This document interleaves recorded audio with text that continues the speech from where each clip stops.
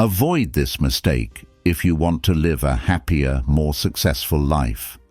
Have you ever felt like you're stuck in a loop, repeating the same habits that hold you back?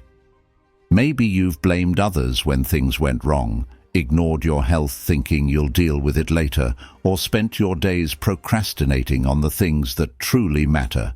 You're not alone. I've been there, and so have countless others. But here's the truth. These habits don't just hold us back temporarily. They can quietly ruin our lives over time. And the scariest part, most of us don't even notice until it's too late. In this video, we're diving deep into 10 habits that can derail your happiness, success, and well-being.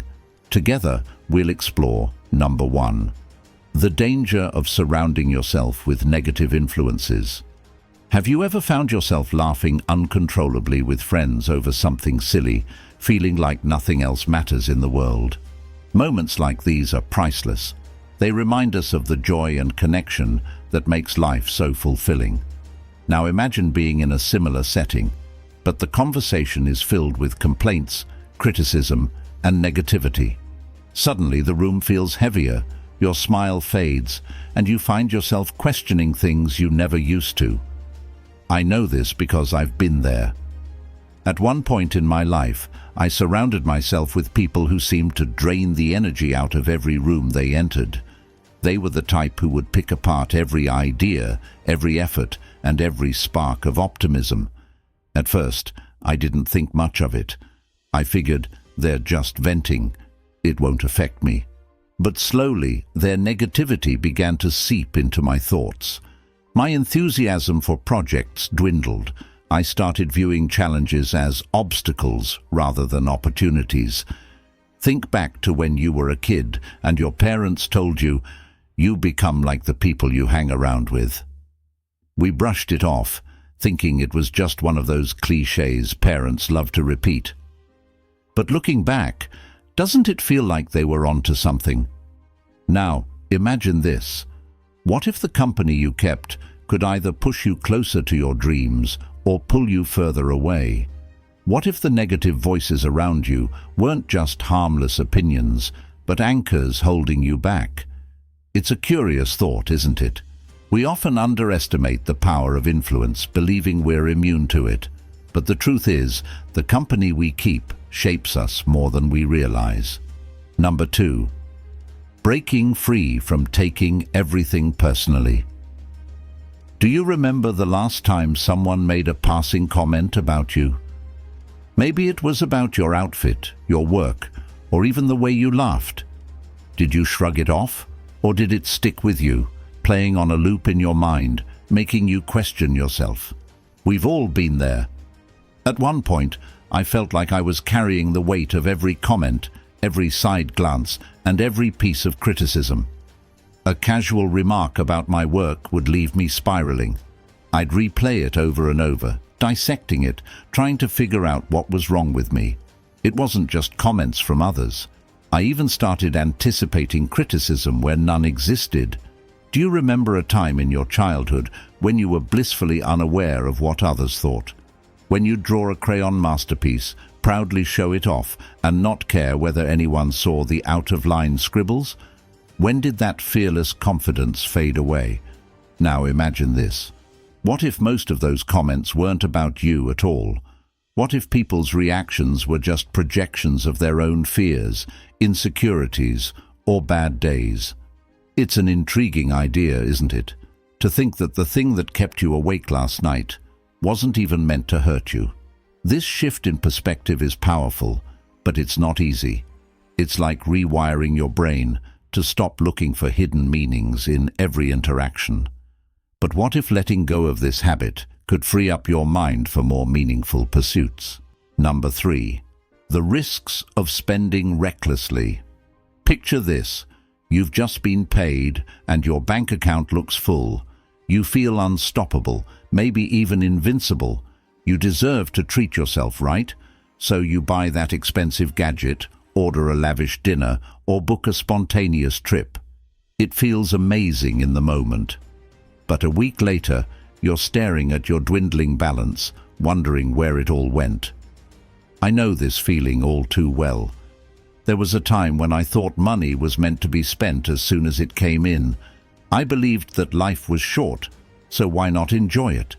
I remember swiping my card at every opportunity, from fancy dinners to unnecessary online purchases. At first, it felt empowering, but slowly the joy faded, replaced by the anxiety of unpaid bills and financial instability. Do you remember saving up for something as a kid? Maybe it was a toy or your first bike.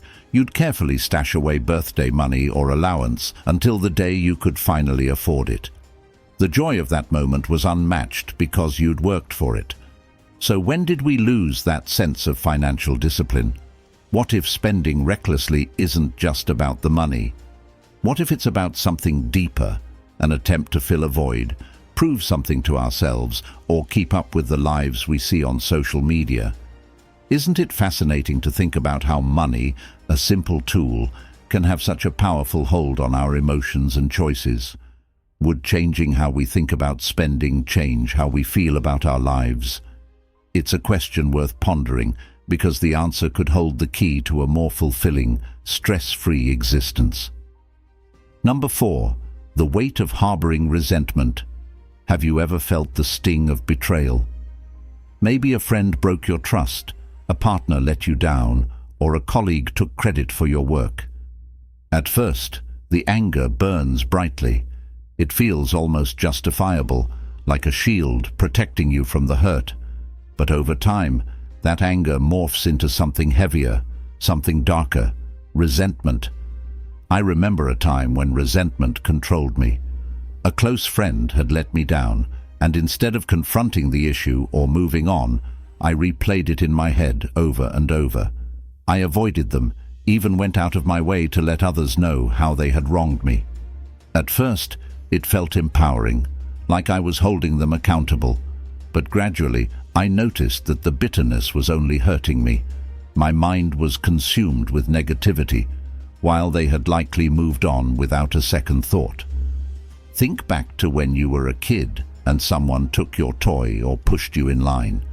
You probably got mad, maybe even cried, but a few minutes later, it was forgotten as you moved on to the next adventure. When did we lose that ability to let go so easily? Now, imagine this. What if holding on to resentment is like drinking poison and waiting for the other person to suffer? What if it's not about justice or fairness, but about a refusal to let ourselves heal? It's an intriguing thought, isn't it? To realize that the thing we cling to for comfort might actually be the thing holding us back from peace. Number 5. Overcoming procrastination and taking action. Picture this. It's late at night, and you've just promised yourself, tomorrow I'm going to tackle everything on my to-do list. The next morning arrives, and you start with good intentions. But suddenly, you're scrolling on your phone, cleaning a desk that doesn't need cleaning, or convincing yourself you'll get to it later. Before you know it, the day is gone, and the guilt of procrastination sets in. I've been caught in that loop more times than I'd like to admit. I once had a project I was genuinely excited about. I kept telling myself, I'll start tomorrow when I have more energy, or I need to do more research first. Days turned into weeks, and weeks into months. By the time I finally started, I was so overwhelmed by how much time I'd wasted that the joy of the project was gone. Do you remember being a child and putting off your homework for as long as possible? Maybe you played outside or watched TV until the last minute, scrambling to finish it in a panic. It's funny how some habits follow us into adulthood, isn't it? But here's the curious part. What if procrastination isn't just about laziness? What if it's rooted in something deeper? Fear of failure, perfectionism, or even fear of success? It's fascinating to think that avoiding a task might actually be a way of protecting ourselves from something bigger. Number 6. The trap of overcommitting and under-delivering. Have you ever said yes to something you knew you didn't have time for? Maybe it was a project at work. helping a friend move, or taking on an extra responsibility. At the moment, it feels good to say yes. It feels like you're dependable, capable, even heroic. But as the deadline approaches, reality sets in. You're overwhelmed, stretched too thin, and unable to deliver what you promised. I've fallen into this trap more times than I'd like to admit. There was a time when I prided myself on being the go-to person for everyone. Need help? I'm your person. Extra task at work? Sign me up. But as the commitments piled up, I started dropping the ball. Missed deadlines, half-hearted efforts, and broken promises became all too common. The worst part? I wasn't just letting others down. I was letting myself down. Do you remember being in school and promising to do group project work, only to realize later that you'd overestimated your time or abilities? Maybe you stayed up late, frantically trying to meet expectations, or worse, showed up unprepared. When did that habit evolve into something so ingrained in our adult lives? Now imagine this. What if overcommitting is less about helping others and more about seeking validation? What if our need to be seen as capable is actually holding us back from achieving true excellence? It's a humbling thought, isn't it? To realize that sometimes less is more, not just for our peace of mind, but for the quality of what we can offer to the world. Number 7. Avoiding responsibility. A roadblock to growth. Picture this. Something goes wrong at work. Maybe a deadline is missed or a project doesn't go as planned. Your first instinct might be to think, it wasn't my fault. After all, there were circumstances out of your control, an unresponsive teammate, unclear instructions, or unexpected hurdles. Shifting the blame feels like a natural reaction. But deep down, there's a nagging feeling that tells you the truth. You could have done something differently. I remember a time in my life when I avoided responsibility at every turn. At work, I led a project that hit several roadblocks. Instead of stepping up and finding solutions, I pointed fingers. It's their fault we didn't meet the deadline, I'd say about my team. But my deflection didn't help the project, and it certainly didn't help my reputation. The team's morale plummeted, trust eroded, and the project suffered. Avoiding responsibility might have protected my ego in the moment, but in the long run, it only set me back. Do you remember being a kid and breaking something, like a vase or a toy? When your parents asked what happened, you'd instinctively say, "I didn't do it." Even as a child, there was a fear of admitting fault, a fear that hasn't quite left us as adults. Now here's the curious part. What if avoiding responsibility isn't just about fear of consequences? What if it's about a fear of failure, of facing our imperfections, or of being vulnerable? It's compelling to think that the very act of owning up could be the thing that empowers us to grow. Number 8. Prioritizing your health for long-term success. Close your eyes and picture this. A bustling city, a crowd of people rushing to their jobs, grabbing quick breakfasts and checking their phones. Now zoom in on one person, a young professional, juggling coffee in one hand and a briefcase in the other, rushing to catch the train. They're skipping breakfast, running on 5 hours of sleep, and can't remember the last time they had a proper workout. Sound familiar? Maybe that person is someone you know, or maybe it's you. I used to be that person. For years, I treated my health like an afterthought. Work came first, followed by social obligations, and my own well-being was somewhere far down the list.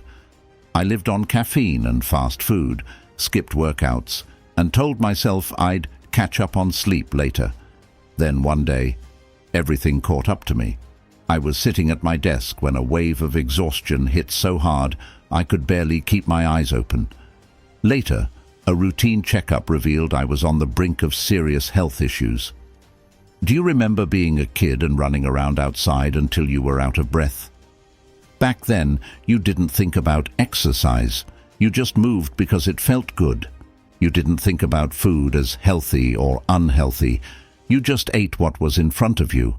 When did we lose that natural connection to our bodies? Now imagine this. What if neglecting our health isn't just a product of busyness, but a reflection of misplaced priorities? What if the hustle culture we glorify is slowly draining our energy, creativity, and joy? It's a sobering thought, isn't it? To realize that in our pursuit of success, we might be compromising the very foundation that allows us to achieve it. Congratulations, you made it to the end, an accomplishment that puts you in the top 0.01% of people who commit to finishing what they start. Drop a 100 in the comments if you're one of them. That alone shows you're ready to take charge of your life. If you're serious about breaking free from destructive habits and creating the life you deserve, make sure to subscribe to our channel. Together we'll continue uncovering insights, sharing stories, and taking steps toward personal growth and success. Your transformation begins here, and we're excited to be a part of your journey.